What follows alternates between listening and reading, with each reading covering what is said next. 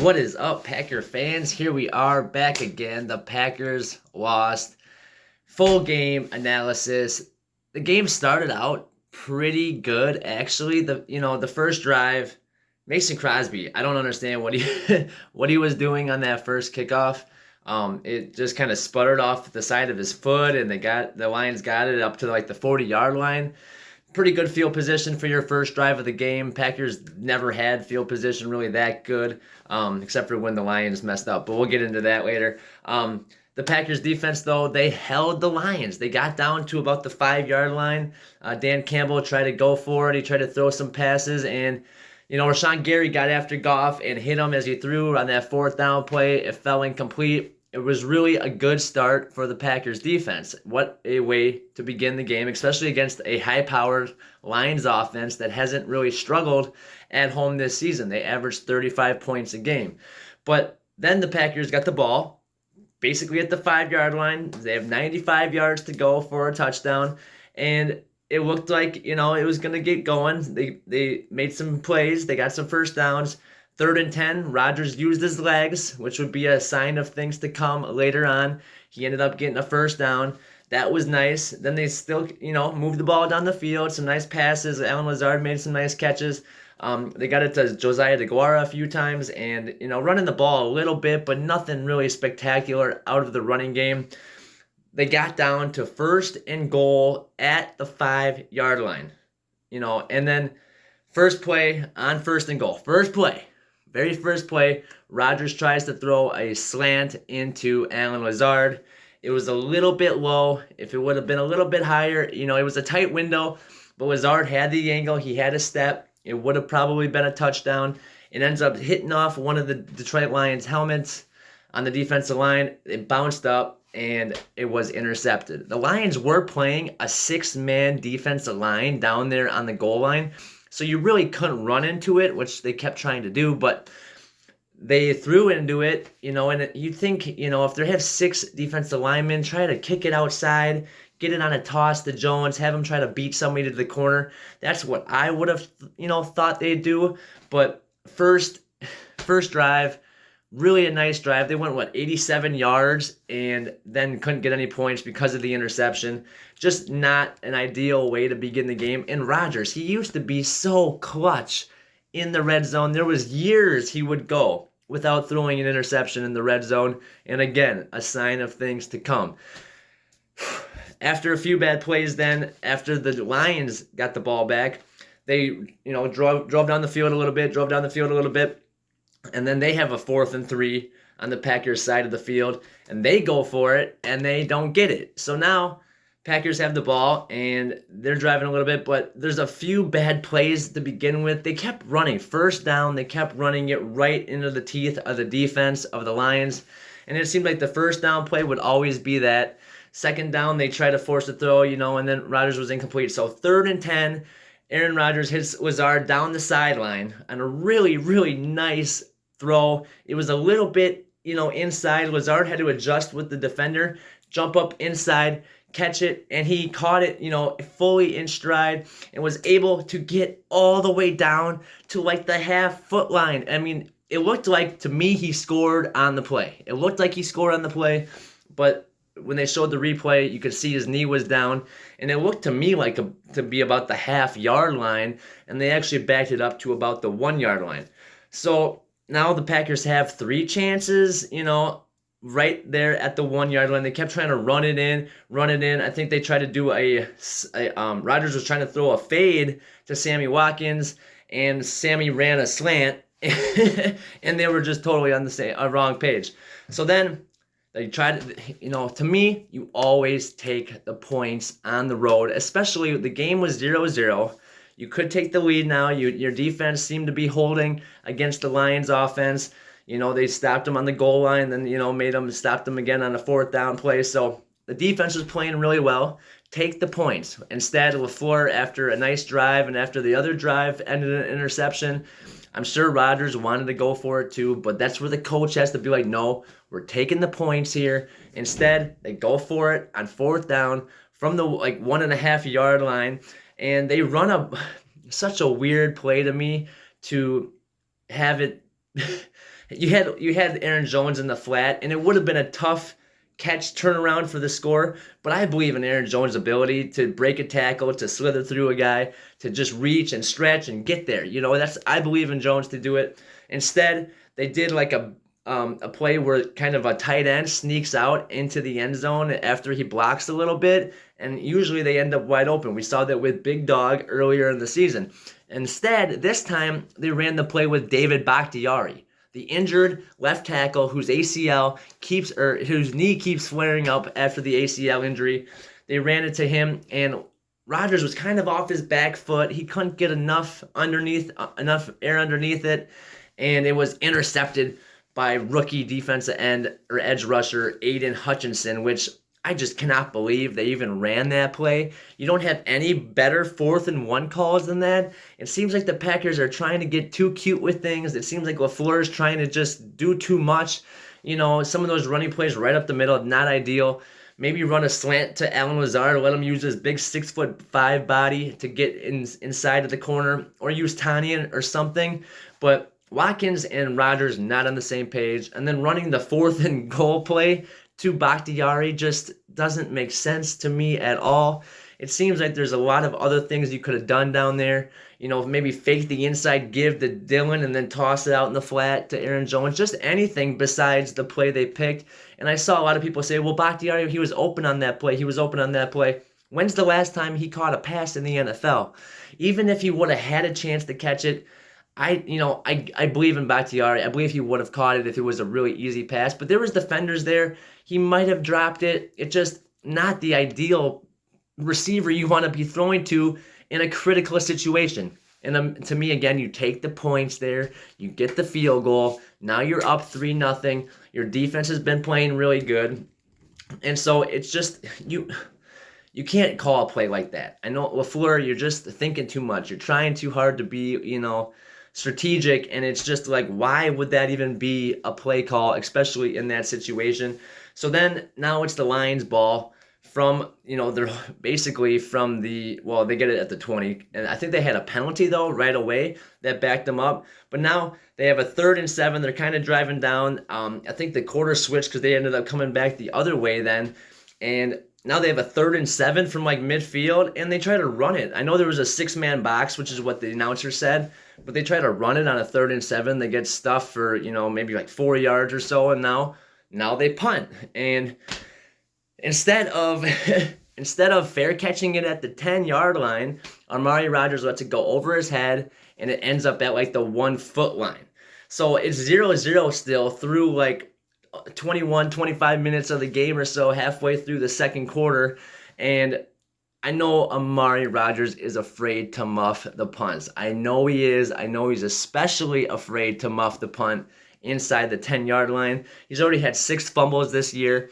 He doesn't want to be the reason the Packers lose again, and so I know he didn't want to muff it, but you have to have a guy back there who's confident he's going to catch every ball. You have to have a guy back there that's going to save you those 10 yards and get you, off the goal line, off the 1-yard line. First down, didn't really get anything. Second down, I think Dylan got a little bit of yards. I think they tried to go kind of a deeper shot on first, and then second down, Dylan got him some yards off the goal line. Third down, then, they run a nice little play out to Watson, who he is an electric athlete. He doesn't have the toughness that he needs for the NFL, but he made a really nice play. He got a first down. It was nice, kept the drive alive. And then on 3rd and 9, or that was 3rd and 9, 3rd and 7, Rodgers is marching down the field, and then he gets Lazard on the 3rd and 7, so it's a nice first down. They're starting to move the ball. They're starting to do something, and then Rodgers gets sacked on 2nd down, so now it makes it a really long 3rd and 18, and then they didn't run screens all game. And this was kind of like a midfield screen. It wasn't so much like the outside the hash marks towards the sideline screen like they normally run. It was kind of a bubble middle field screen. And they had the linemen, they had the cavalry running forward. Aaron Jones got it. He gained about 14 yards. He really had a nice play there. It was nice. It looked great. I wanted them to run that same play again to get the first. 4th and 3. instead of just getting the first down, instead of just calling a play that gets you the first down, maybe have like trips left and have, some guys run out and have Tanya kind of run to the flats and just right to the first down and get a quick hitter. They threw a deep seam route to Alan Lazard, and it was a great throw, and it was a great almost catch. Lazard one-handed lefty, and he fell down, and as he was going to the ground, the ball kind of hit the ground, and I thought, it kind of stayed up, but you could see that it hit the ground, and that was 4th and 3. So now it's turnover on downs. It's the Lions' ball, and this was like all the way down till about the 3 minutes left in the second quarter. So right before halftime, and the Packers would get the ball at half after, we heard Crosby's kick at the beginning of the game, so we know the Packers get the ball at halftime. So first down, the Lions didn't do anything, and then the second down play, it started at like 2:35 left in the second quarter, and they get a pass to one of their, I think it was either the backed up tight end or Kennedy, I think he's the tight end or wide receiver, and Jaire, he got the first down, but then as Jaire's getting to him right by the out of bounds line, Jaire just throws him, and they're like 5 feet out of bounds. So that's a free 15 yards, and that pushes them all the way down to about the 30-yard line, which you just can't do that in that situation. You can't show your frustration. Jaire was like going like this to the crowd, like, yeah, whatever. But you can't do that. You have to keep yourself in check. We saw what happened last week when Quay Walker did that on the out of bounds and got ejected for pushing a coach. This was a little bit different. Obviously, it was the guy with the ball instead of just some random guy in the sidelines. But you can't have those types of plays. You can't be giving free yards like that, especially when the defense had been playing so well. And it was right before half. You can't give up plays like that. And so there was a big third down, and it was like 3rd and 4. And they're about at the 25-yard line or so. And Goff hits DeAndre Swift, who made a really nice turnaround catch with his hands. They showed the replay, and Greg Olsen was pretty impressed that was a running back catching that. But he caught it, got down to about the 1-yard line. So now it's 1st and goal for the Lions at the 1 with plenty of time for them to knock it in. And then I think it was the very next play, maybe they ran the ball once and the Packers stuffed them. I think they did run it once or twice and the Packers stuffed them, but then they had a nice drag route from one of their tight ends that cut all the way across the field. Everybody else went right. He went left, and he was just wide open in the end zone by himself, and they scored. So now it's 6-0 right then, and they're about to kick the extra point. And there's not going to be any real time for the Packers to do anything now because they gave up the first downs and just let that drive kind of materialize. But when Jaire was, this is such a bummer because the snap was really bad on the extra point. It was kind of on the ground. The holder got it up, but it was kind of crooked. And as the kicker kicked it, it went completely sideways. It looked like it was blocked by Jaire Alexander, but he didn't even touch it. And instead, his hip hit the kicker, and the kicker spun around. And you can't do that. You can't touch the kicker. So they got a free, penalty. And now they move it from, I think it would have been the 2-yard line for the extra point, or the 2-point conversion, to about the 1-yard line. And now they go for 2 instead, and they just give it to Jamal Williams, who's, as Packer fans know, he's one of the best at 3rd down and 1 or 4th down and 1. And he ended up getting it, which is another sign of things to come because later on he didn't get one that he really needed to get. But this time he got it. So now, instead of it being 0-0 or 3-0 or 3-3, which it could have been if they didn't go for it on 4th and 1 to Bakhtiari, it's 8-0, and now it's halftime. The Packers got the ball with 15 seconds left in the second half, and they end up just, kneeling it. And that's just, you can't do that. You can't allow them to get the 2-point conversion too. I mean, all these points are so critical, especially divisional games. My rule is when you're on the road, you always take the points. You don't go for 2 unless you absolutely have to, when you absolutely need to, and it's towards the end of the game. You never know how things are going to work out throughout the game. So you always take all the points you can get when you can get them. I know that LaFleur coaches too much on emotion. He can't keep doing that. He has to just go with what he knows is right. Kick the field goal when you get down there. You had one time where, you threw the interception because it hit off the helmet. And then the next time, You go and you throw an interception because you're trying to throw it to Bakhtiari. Take the first one was first down, so you know that's just a fluke. That sucks. The second one was Aaron Rodgers' fault. He underthrew it completely, and that one you should have taken the points there. At least you would have been 3-0 going or 3-8 going into half then. But having that penalty on the extra point, you can't do that either. So now you're down 8-0 and you have nothing to show for it. So you take the points all the time. You don't go for 2 unless you have to. And that's my rule, especially on the road or in the division. Division rivals know you too well, so it's imperative you take the points when you can. And then especially on the road, even not in the division, on the road, you just always take the points. They say home field advantage is worth about 3 points, so you always want to just take those points when you can get them. At home, it's a little bit different. You have the crowd on your side, things of that nature, so maybe go for it. You want to keep the crowd in it, all those things. But still, the rule is on 2-point conversions, you just always wait until you absolutely have to. Obviously, Dan Campbell's like, well, it was a no-brainer because we know we got to score as many points against Rodgers as we can. We had a good opportunity right on the goal line. We wanted to go for it.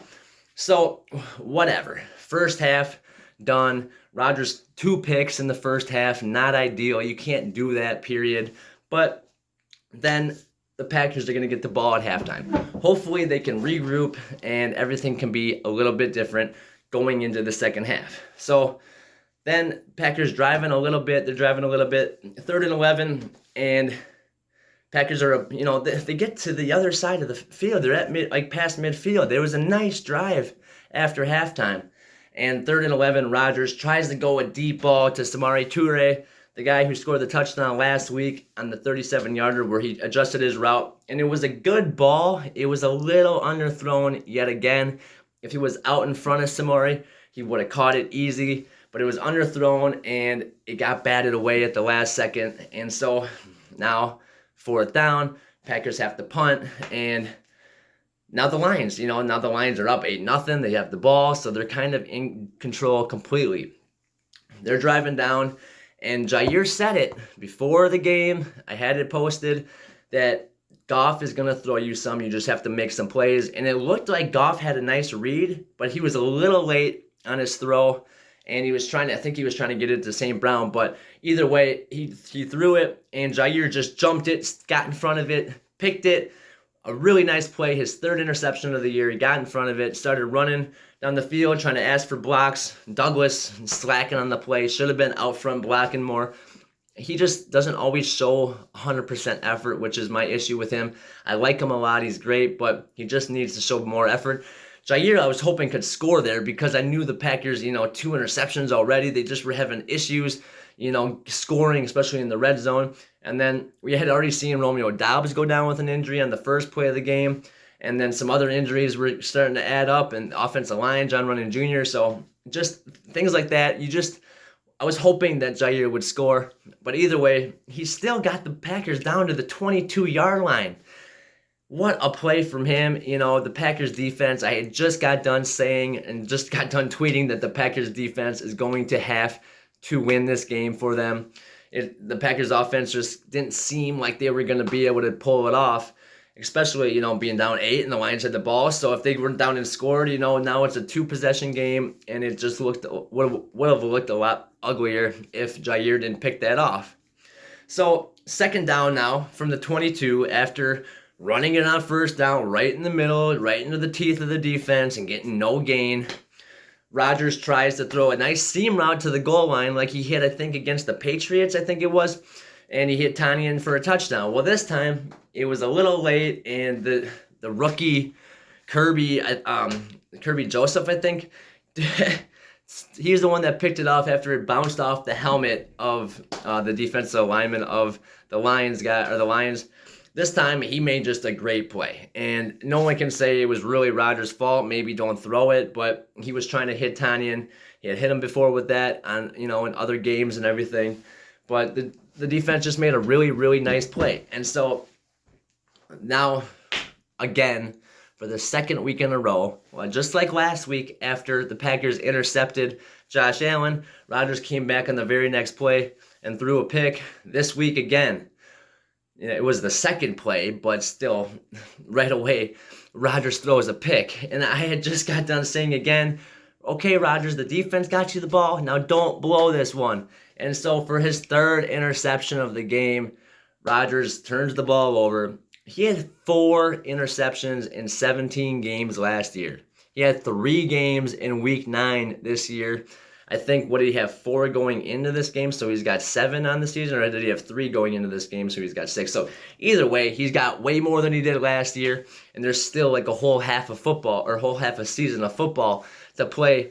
Just not ideal, obviously, and totally on Aaron Rodgers. Like, I just cannot believe that that happened at that time, just because the defense got the momentum. Packers had been moving the ball really well. They just couldn't score points. So now they finally get really good field position. Like I was saying before, they didn't really have great field position a lot of the times. I mean, it was mostly because the Lions would go for it on 4th and they didn't get it. So then the Packers had good field position, but they had started at the 1-yard line, and then some other times they were backed up kind of far. So the other time they got the ball at the 5, because the Lions went for it on 4th. So that's a long field, and then they got it at the 1 because Amari didn't want to fair catch it, or didn't want to muff it. So, but just a bummer that happened. And then so on that next drive, the Lions tried to move the ball, and the Packers forced a punt again.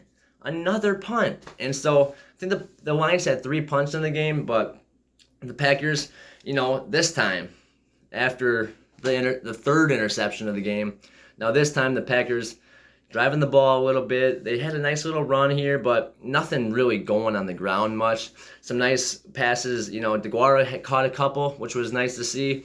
And this time was Rodgers nails Lazard in the end zone with a dime. A beautiful throw. And Lazard caught it this time, no question about it. Actually had his helmet kind of ripped off, and I was worried that he took his helmet off and was going to get a flag like DJ Moore did against the Falcons.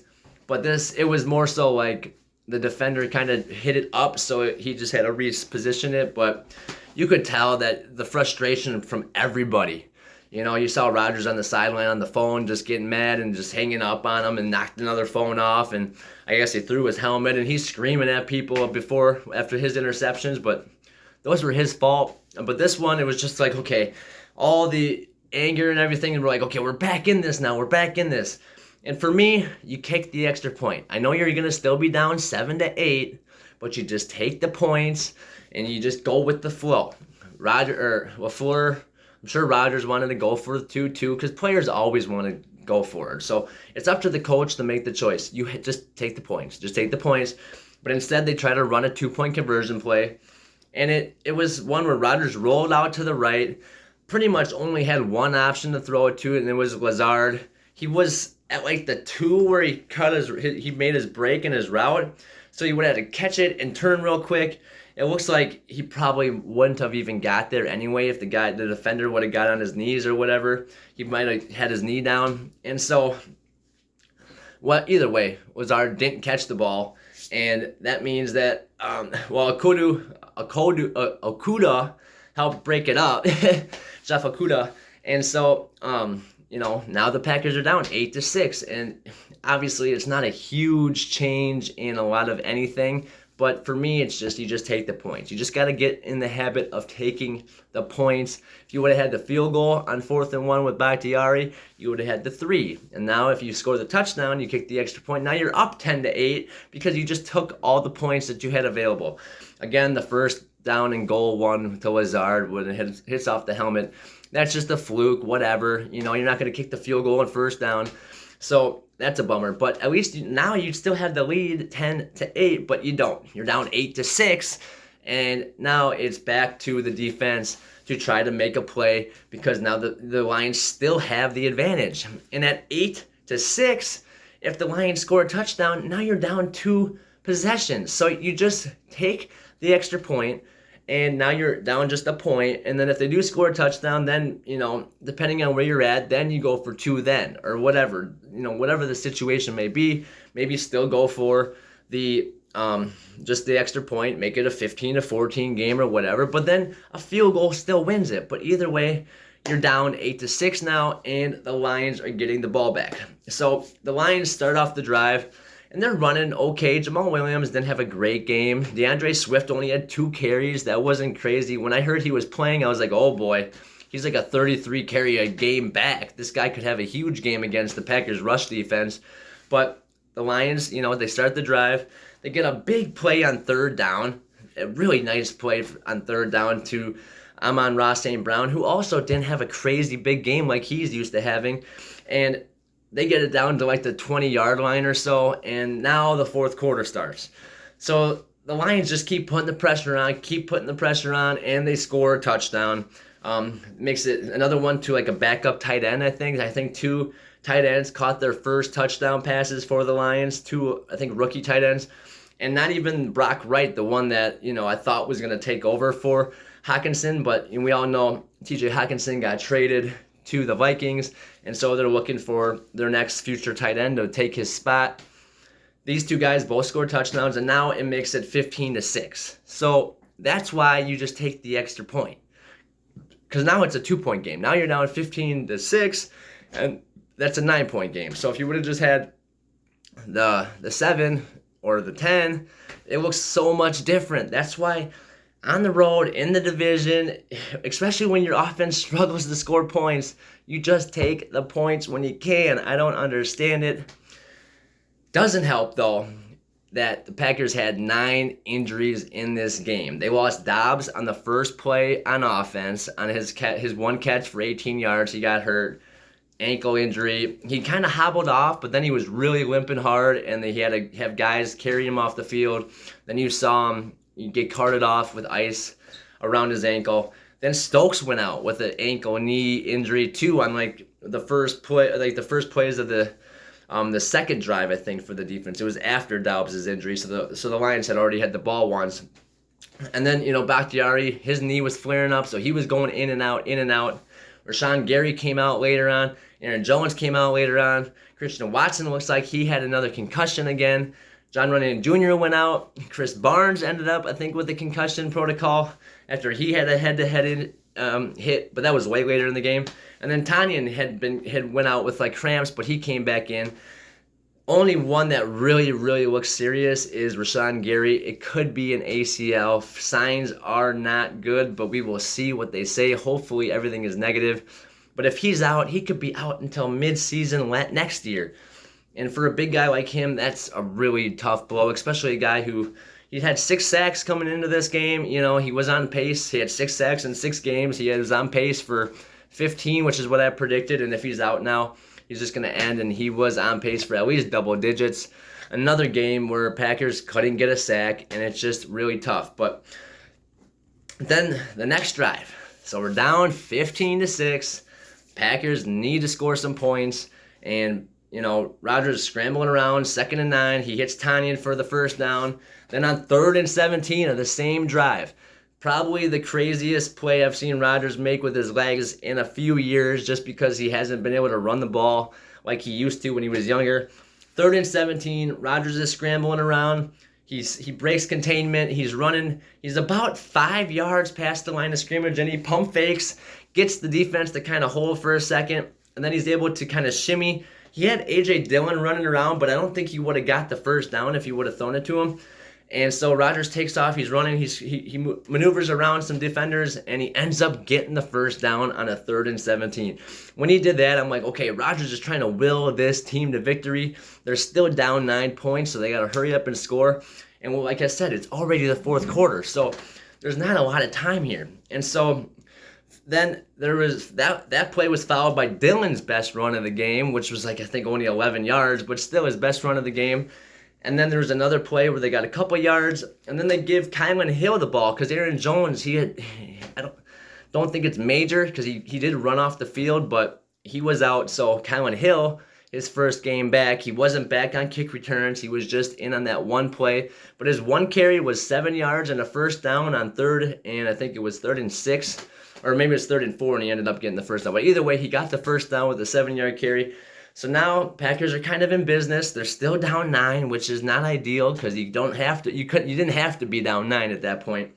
And then the Packers get down to about the 7-yard line. Rodgers has a 3rd and 4. I think that was the 3rd and 4. And he tries to hit Sammy Watkins with a quick slant. And it was a little low, a little bit down. Watkins touched it, though, with his hands. He should have caught the ball. He had a guy draped on him, but you have to catch that. That's a ball that Jordy, James Jones, Devontae Adams, Greg Jennings, all those guys all made for Rodgers for years. Sammy Watkins drops it. So now the Packers have a decision to make. You went for it on 4th and goal before, and you missed it. Then you got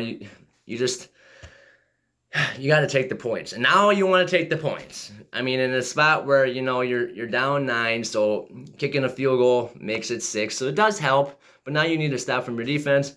But if you would have kicked the field goal before, and if you would have went for the extra point, now you would have been down 13-15 instead of just 9-15.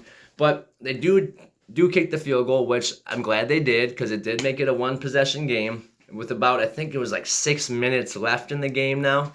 So, Crosby makes it, which I was like, oh, don't get it blocked.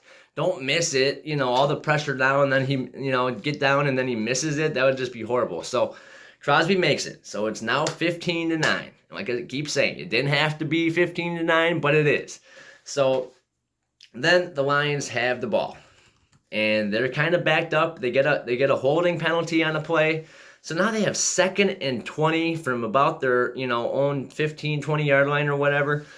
And Goff throws it over the middle. I think it was to Swift. I'm not sure who exactly caught it, but he was kind of coming down to the ground. And Chris Barnes, the backup middle linebacker who got to play a lot today because Devondre Campbell wasn't in there, he kind of, led with his head, but the guy was coming down, so they hit heads. I don't know what you're supposed to do differently there, but they smacked heads real hard, and it was an unnecessary roughness penalty, which just sucks at that point. When you're down, it's 2nd and 20. They only got about, I think, like 7-8 yards on that play, so now you're 3rd and long, and you would have had a lot more time. Instead, it's an automatic 1st down, and now time's ticking.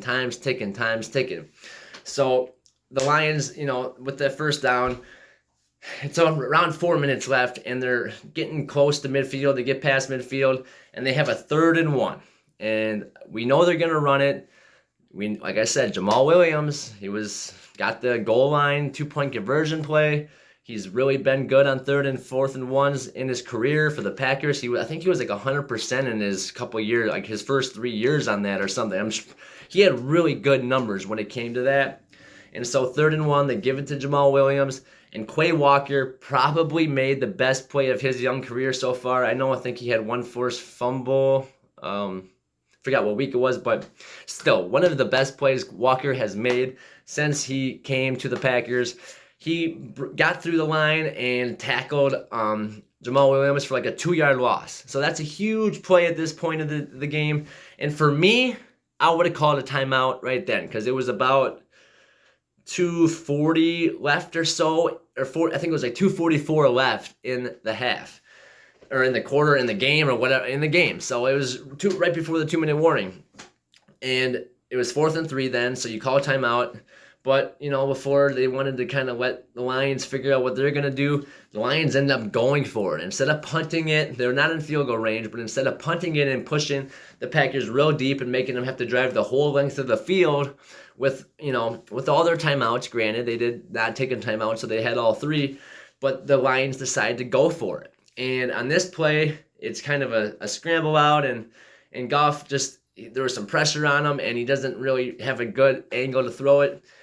Incomplete. So huge stop, and I thought there was like 2 minutes and 4 seconds left, but I think they called hike right at 2 minutes and 4 seconds. The play lasted, and now it's the 2-minute warning with a turnover on downs. Packers have 3 timeouts. They don't have the 2-minute warning anymore, which is why I would have called the timeout, because they would have given you that free timeout with the 2-minute warning, and then you would have, had that extra time too. So I don't know. I would have just taken the timeout. Maybe it would have convinced the Lions to just punt it, but they end up going for it. They don't get it, but now it's the 2-minute warning, but the Packers have all their timeouts, like I said. So here we go. The drive starts at the 43-yard line, 57 yards between the Packers and a victory against the Lions. 57 yards between the Packers and a 4-5 record instead of a 3-6 record. And instead, the Packers start off, and it's not a great looking beginning of the drive. First down, I don't think they did much. And then second down, they get 5 yards. So now it's 3rd and 5, and Dillon catches a pass. He caught the pass. Rodgers says he's got some of the best hands on the team, which I don't know if that's good for the team or, it's good for Dillon, but I don't know if it's good for the team that he's got the best hands out of some of the receivers. But still, Dillon caught it. And as he's running, a guy comes from behind and hits the ball out. And the ball goes weird, and it kind of hit off the defender and Dillon, right next to Dillon. And it, Dillon kind of got it, but it looked like it kind of rolled out of bounds, and it was kind of a weird play. But either way, the Lions didn't possess it ever, so it was the Packers football. But it rolled out of bounds, it rolled backwards, or Dillon. The explanation was kind of weird, but either way, the Packers ball. They ended up giving them a 10-second runoff, which I don't understand why that even gets configured into that, but it did. And so now it's 4th and 2 instead of it could. Dillon, you just got to get that first down. I don't care what you do, you got to get that first down. You can't fumble, and you got to get that first down. But now it's 4th and 2 on this final drive. Packers had all their timeouts going into that play, and so at 4th and 2, they do call a timeout, regroup, try to figure out what they're gonna do. And for me, it was okay, you got to get Rodgers on the outside. You got to give him an option to run it for the first, or just throw it to a dump off guy to get the first easy. Not really sure the play call, but it looked like guys were running deeper than they needed to. And it looked like Rodgers didn't really have an outlet to run it at all. And I know I didn't want them to run the football there, but the Packers, they needed to get that first down to keep this drive alive. So Rodgers buys a little time, scrambles around a little bit, and he throws it. And it looks like it's going to be overthrown. It looks like, oh man, my first reaction was oh, that's over his head. But Amari Toure is a 4'3" guy who's 6'1" and hyper athletic. And he makes this crazy catch where he's just all the way backwards like that, kind of beat his defender. He makes the catch, which I just couldn't believe he made the catch. And I know he wanted to get up and run and try to get some more yards. But as he's getting up, he's running, and the guy's tackling him. And as he's tackling him, he rips the ball out. And I'm like, no. And so the ball, just flips out. And the Lions guy tries to get it, and he kind of falls on it. And as he's falling on it, it pops out and rolls over to the sideline. And right before he gets possession of the football along on the ground on the sideline, he rolls out of bounds, and the ball is still not 100%. He doesn't have possession of it 100%. It's kind of like a catch. You have to have full possession of it as you're doing whatever you're doing.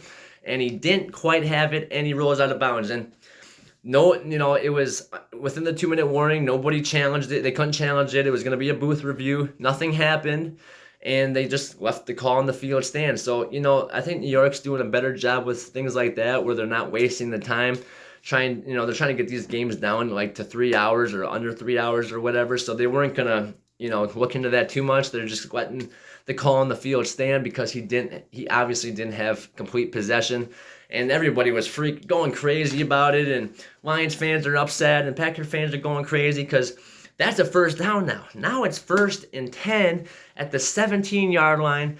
Packers still had their 2 timeouts there, and right before that play, I think they called a timeout right before that first down just because of all the. No, they ran a real quick play. They tried to throw it deep on first down, and I was like, okay, whatever. You had to throw it deep. I thought they were trying to throw it quick so that it didn't get challenged, but then I thought, oh well, you guys could have taken a second there to just regroup and everything, but now it's 2nd and 10 from the 17-yard line, and Rodgers. He burned a timeout one of the downs. It was I think it was right before the second down play, because at the first down play they ran real quick to try to just get it going. I think they wanted to do it before anybody thought to challenge it. But the second down play they called timeout, try to regroup, and it was after an incompletion. So you didn't even have to. You're wasting these timeouts, which I don't understand either. when they're all, before the Packers got the ball, why can't you go into it and tell Rodgers a few plays you want to run or like what you're going to do? You know the situation. You know that you need to pass it. You know you need to score. It just seemed like it took so much time to kind of, huddle up and figure out what they're going to do. And time's ticking. And those first and second down passes just had no real chance of being caught. The one along the sidelines went over Lazard's head. I think that was second down. So now you got a huge 3rd down and 10 at the 17, 44 seconds left, down 15-9. You're down by 6. A touchdown and an extra point wins the game. And pretty much, the Lions aren't going to be able to score, I don't think, unless they had some Hail Mary craziness like the Packers did a few years ago. But I just don't think it's going to happen if the Packers can find a way to score points right here or score a touchdown right here. I think that would be the game. So we got the 3rd and 10, setting up the situation. We got the 3rd and 10. And Rodgers, we don't have Romeo Doubs out there. We don't have Christian Watson out there. Sammy Watkins has not been on the same page with Rodgers. He's trusting Lazard. He trusts Tanyan. 3rd and 10. I'm throwing it to one of those guys. Lazard made a really nice contested catches. He had one that was close, that the one that I said that hit the ground on the left-handed one. But I would have just tried to get it to one of those guys to make a play. But instead, Rodgers he has Amari Rodgers running like a post from the slot. And it was a little bit behind Rodgers, Amari. It was a little bit behind him.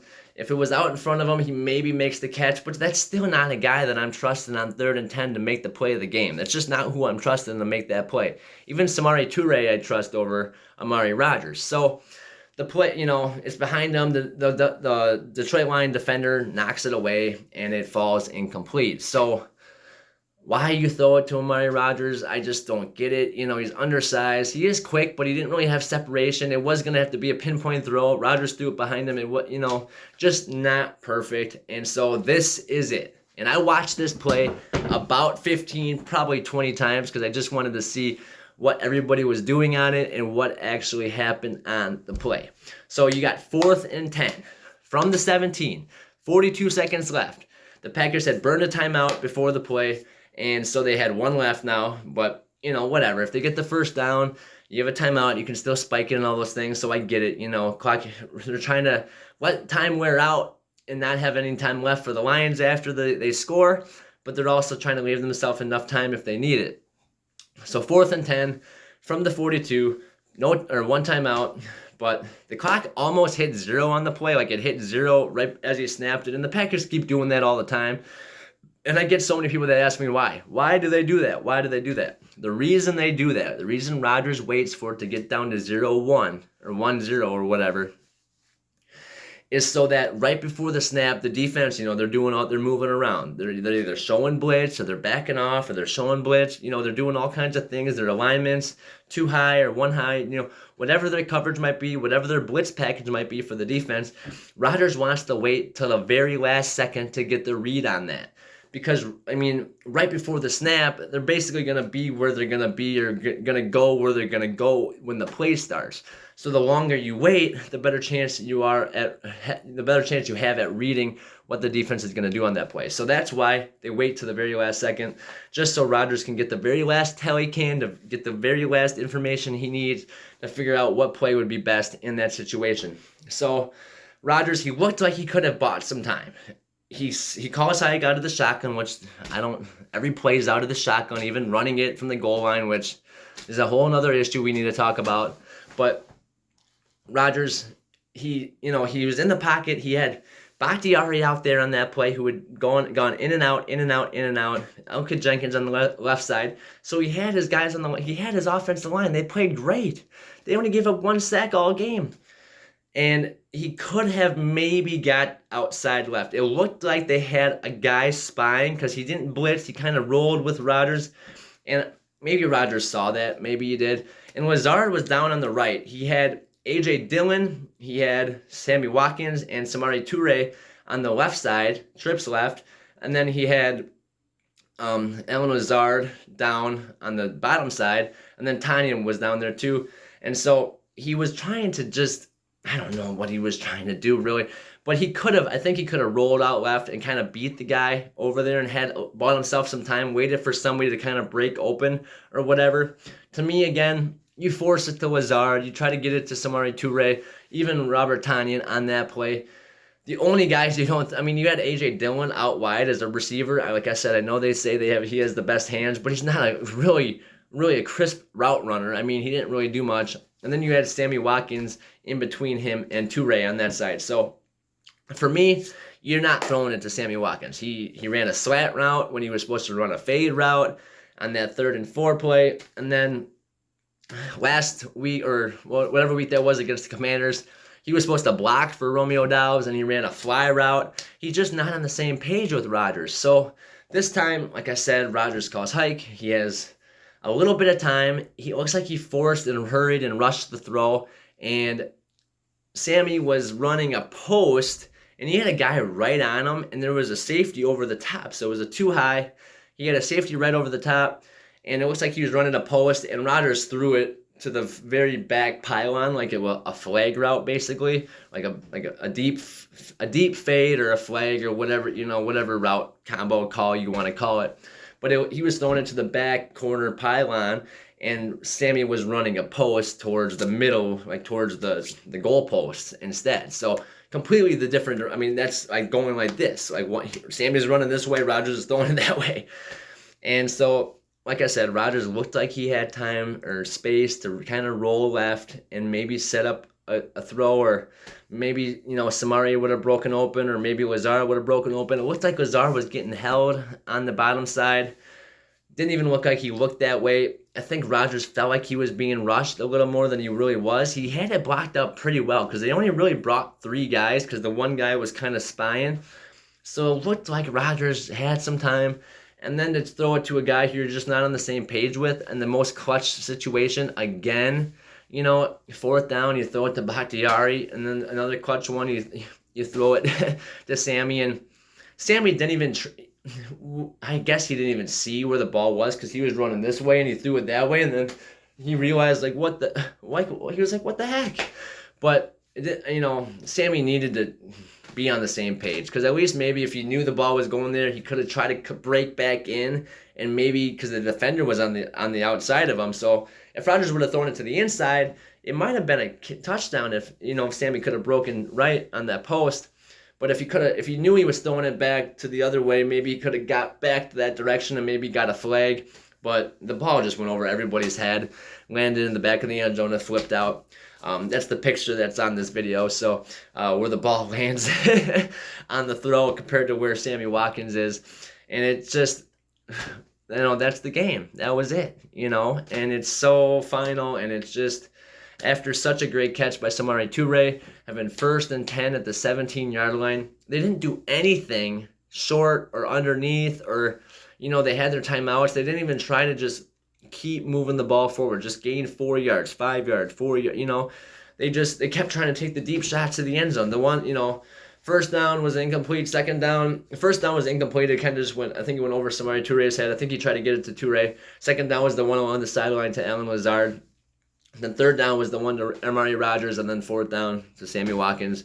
All 4 incomplete on 1st and 10 from the 17. So just not ideal, and he could have bought himself some time, maybe rolled out, maybe, the defensive end would have got there, but who knows, I just don't like hurrying your throw or rushing your throw or forcing it in, because even if Sammy knew to run that route, he had a guy on him, and he had a safety over the top. So he was throwing it into double coverage, and I get it. Lazard was on the other side. He probably had double coverage too, but that means Toure's one-on-one, and Dillon was one-on-one, and Tonyan was one-on-one. So there were chances there to maybe make a play with somebody else, but Rodgers hurried his throw, couldn't get it. So, it's, yeah, looks like Sammy ran the wrong route. That's just what I think.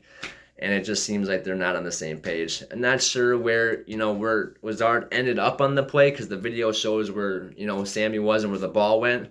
And not really sure where Tonyan or Tor ended up on the play either. But I'd like to see the full field view of that to see kind of where their guys were. But still, Just not ideal. And that was the final, 15-9. So that's why it's so important. You take the extra point, it would have been 10-15. And then if you would have kicked the field goal instead of going for it on 4th and 1, then it's 13-15. And now you could have kicked the field goal from the 17 and won the game. That's why you take the points. You never know how the game's going to go. So then Rodgers, he was 23-43 for 291, 3 interceptions and 1 touchdown. He also had 40 yards on the ground, most in the game for the Packers. A.J. Dillon had 34 yards on 11 carries, Jones 25 yards on 9 carries, and Hill had 1 carry for 7 yards. Aaron Lazard, 4 catches, 87 yards, and a touchdown. The only touchdown of the game. He could have had more if he didn't drop the one, but still pretty decent day for him. Josiah Deguara, the most catches I think he's ever had in the game, 5 for 41 yards. Amari 2 catches for 34 yards. The big 4th and 2 catch over his head. Christian Watson, 2 catches for 24 yards. That second catch he had, he got hurt on, concussed again, I think. And then 4 other guys had under 20 yards receiving. Sammy Watkins, 1 catch for 9 yards. The defense only had 1 pick, no sacks. Goff did get sacked by a Deguara, like I said. He hit him in the head with his hand as he was falling, so that didn't count. That negated the sack and gave him an automatic first down. And then having Gary go out, that sucked. But Preston Smith had a big pass breakup on the 3rd down. It was huge, right within the 15-yard line of the line. So the Packers, he tipped it up. He was going for the pick, and it was going right to Gary, going right to him. And they collide and both drop it. What a bummer. Isn't there a fire drill you call? Just scream out anything. They got to have some keywords like, I got it. Something instead of just nothing.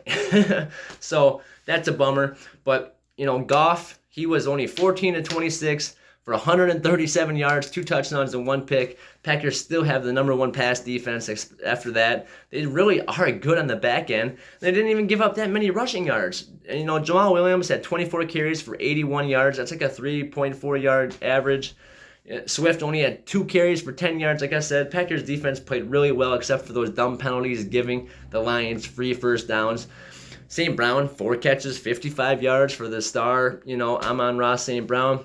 And then, but Kirby Joseph, so I was right about his last name. I just wanted to make sure. So he picked off Rodgers twice, the rookie. Picked off Rodgers twice. And then Aiden Hutchinson, the other rookie, got the other interception on the pass to Bakhtiari. So Packers O-line only gave up 1 sack all game. And I can't talk about the Packers O-line without talking about Zach Tom, the rookie 4th rounder out of Wake Forest.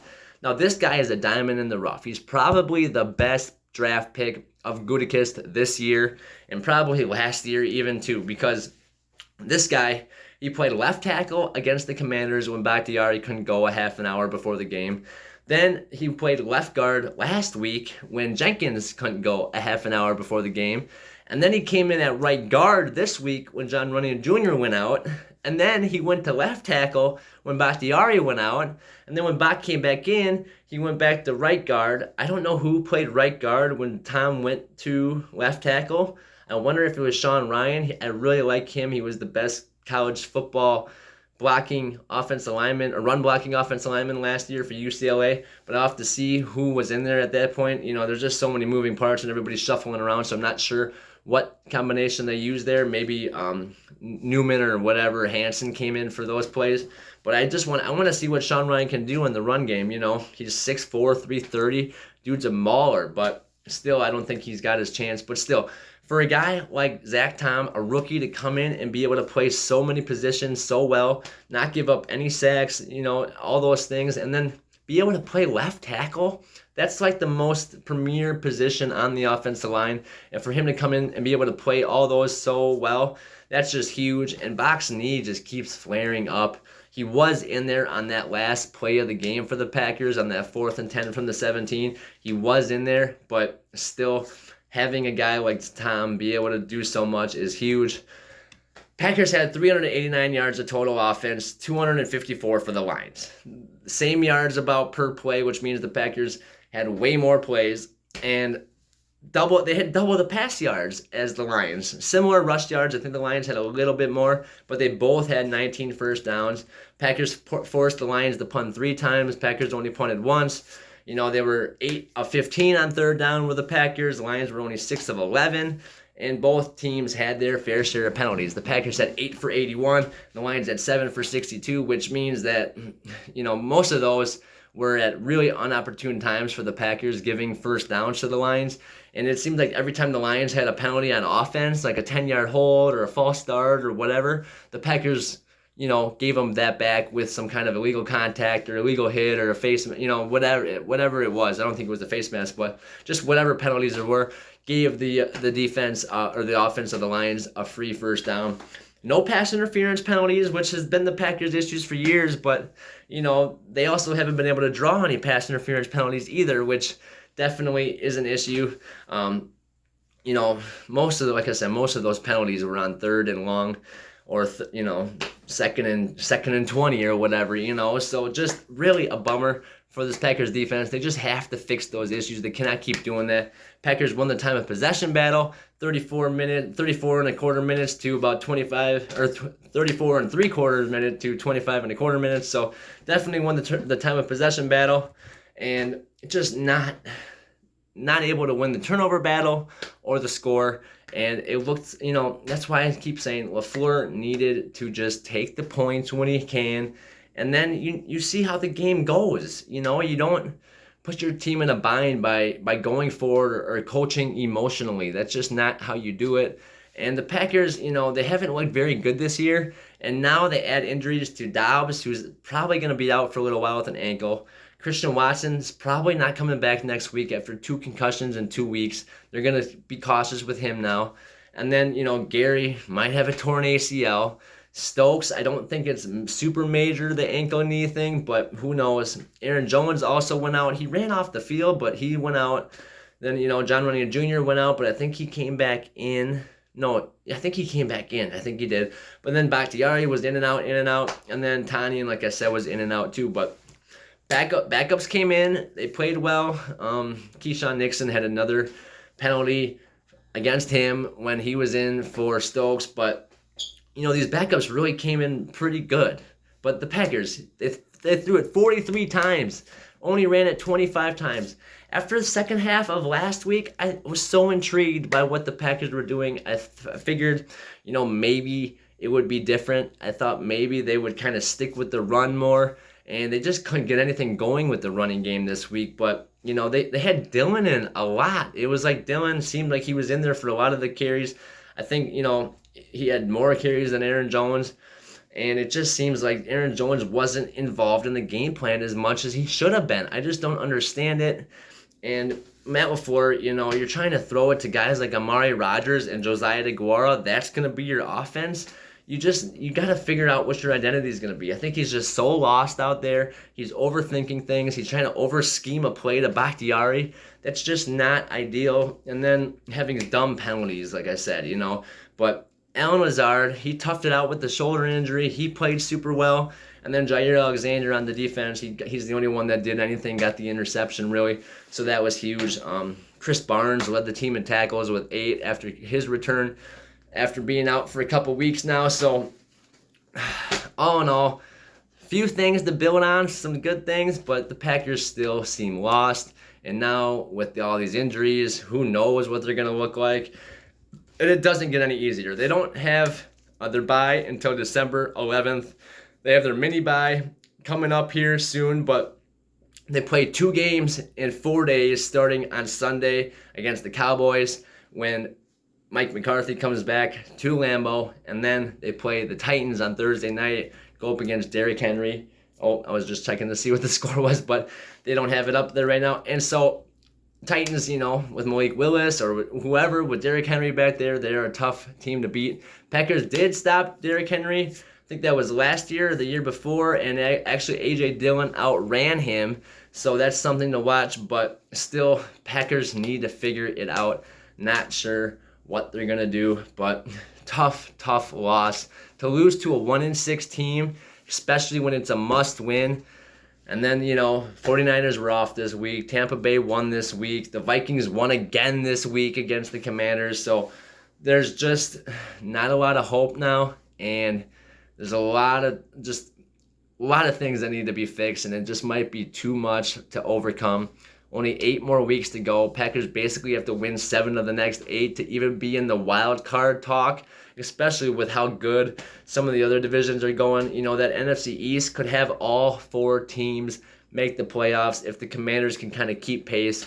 Giants, Cowboys, and Eagles are all going to probably make the playoffs this year, so Packers definitely need to get it going because they're going up against Tampa Bay pretty well. I guess Tampa Bay is leading the division now, but like the Falcons and Tampa and the Niners and the Seahawks will win the division, but the Niners and maybe the Cardinals, you know, and the Rams, and so there's a lot of teams vying for those final wild card spots, and the Packers are definitely on the outside looking in. So hopefully we can bounce back, but it's hard to keep being optimistic after all these blunders and after a tough loss like this.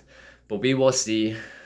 Go Pack, go. Always go Pack, go. Never turning my back on my team. I love it too much. I love them too much. I always believe in Rodgers no matter what. I always think he can come back and make the throws. You know, it's just executing and play calling and coaching. And people are like, what is it? Coaching? Because we have the team, and it's comes down to everything. It comes down to everything. So, all right, guys, thank you for watching. Don't forget to like this video and subscribe to the channel. And I'll see you guys next time. Go Pack, go. Peace out.